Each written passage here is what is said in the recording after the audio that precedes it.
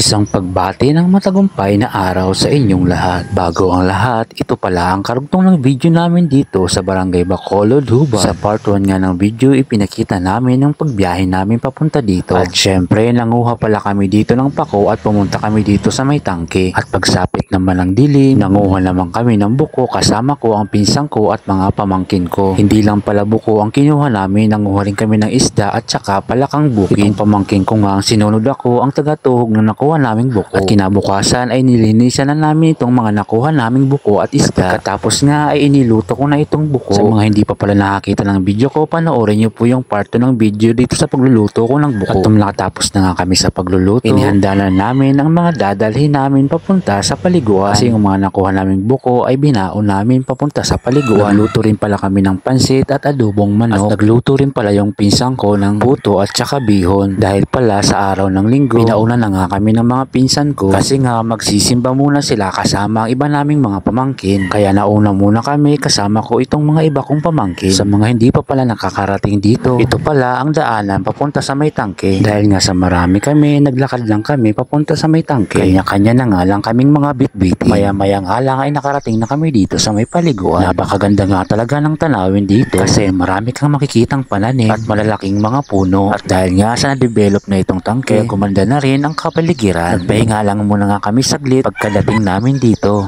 At hindi rin mawawala ang pagbidyo ko dito sa kapalibutan. Ito nga pala ang itsura ng paliguan dito. Dahil sa bukal yung tubig dito kaya napakalinaw. Diyan nga sa may umaagos na tubig ay diyan kami kumukuha ng inumin. Yung mismong galing talaga sa bundok. Hindi diyan galing sa may paliguan. May umaagos kasing tubig diyan na tubod talaga. Yun din kasi ang nagsusupply ng tubig dito sa may paliguan. Kaya siguradong malinis talaga at pwedeng inuman. Gusto ko palang i-shoutout yung mga pamangkin ko at mga pinsan ko sa mga nakasama ko sa pangunguha ng pako at saka pangunguha ng buko. At sa mga pinsan ko ring naging katuwang ko sa pagluluto. Syempre hindi mawawala sila tito at tita. Maraming salamat sa maluwag na pagtanggap sa amin dyan sa bahay nyo. Gusto ko rin pala i-shoutout ang SK Chairman at ang kanyang mga SK Kagawa. Kasama na ang youth ng Barangay Rizal. At sa barkada nating si Jerome Espinida dahil kasama nila. Hindi ko lang sila nakuha ng video kaya hindi sila nakasama. Pero kahit papano ay nakajam ko sila dito. Pero saglit nga lang kasi umuwi rin kami ng maaga. Dahil kailangan ko pang asikasuhin ang mga lulutuin ko sa aking kusina. At yan nga po, naglakad na rin kami pa uwi. Nadagdagan na nga kami kasi kasama ko na yung mga pinsan ko at iba kong mga pamangkin. At habang nga naglalakad kami pa uwi, itong pinsan ko nga si Tere ay nanguha na naman kami ng pako. Sayang din kasi marami kaming nadaanan. Tumawid pala kami dito sa ilog. At habang naglalakad nga kami pa uwi ay nagkukulitan itong mga pinsan ko. Tawa nga ng tawa ito si Tere. Shoutout pala dito sa inaanak kong si Krisa. Dati nga lang pumupunta ako dito, ang liit pa lang nito, ngayon dalaga na. At dito naman sa mga pamangkin kong nanguha ng bayabas. Nung pauwi pala kami ay dumaan kami dito sa bahay nila Jury. Kaarawan kasi ngayon ng kanyang pamangkin. Na-invite nga kami papunta dito. Makikain nga daw muna kami dito. Kasama ko nga dito makikain yung mga pamangkin ko at saka yung pinsan ko. Siyempre kapag may kainan hindi mawawala ang shoutout pala dito sa mga idol natin mga taga-gubat. Mga taga-barangay Carriedo po sila. At siyempre kay Jury maraming salamat sa pag-invite sa amin. At yan nga po, pauwi na kami. Maraming salamat sa panunood. Ingat po kayo parati. Huwag kalimutan mag-follow, share, and react.